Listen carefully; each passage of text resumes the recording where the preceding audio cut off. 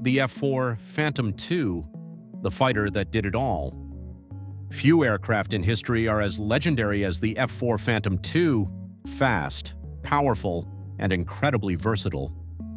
The F-4 wasn't just a fighter, it was a bomber, an interceptor, and a reconnaissance aircraft.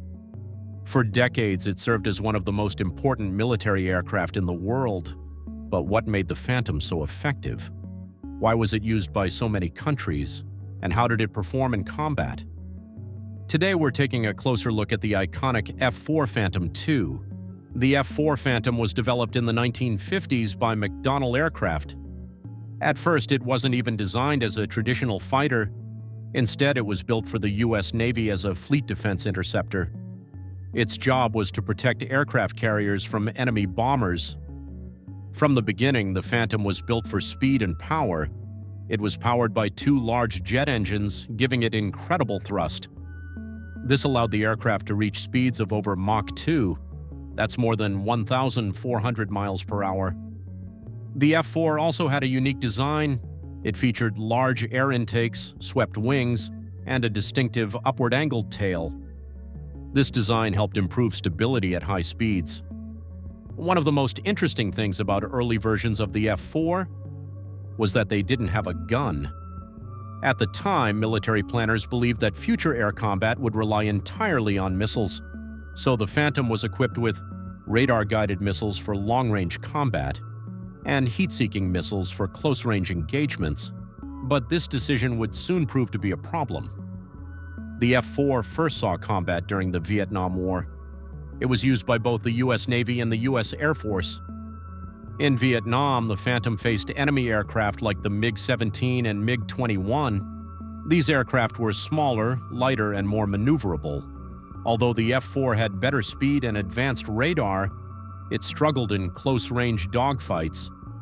Missile technology at the time was not always reliable, and without a gun, pilots had limited options in close combat. As a result, later versions of the F-4 were equipped with a 20mm cannon. This gave pilots a much-needed advantage in dogfights. Despite these challenges, the F-4 proved to be a highly effective aircraft. It could carry a large amount of weapons, including air-to-air missiles, bombs, and rockets. This made it extremely versatile. The F-4 was used for a wide range of missions in Vietnam. These included air superiority, ground attack, and reconnaissance. It became one of the most heavily used aircraft of the war. Another key feature of the F-4 was its two-person crew. The pilot flew the aircraft, while the second crew member, known as the weapons systems officer, managed radar and weapons. This allowed the Phantom to handle complex missions more effectively. Over time, the F-4 was adopted by many countries around the world, including the United Kingdom, Germany, Japan, Israel, and several others. Each country used the Phantom in different ways.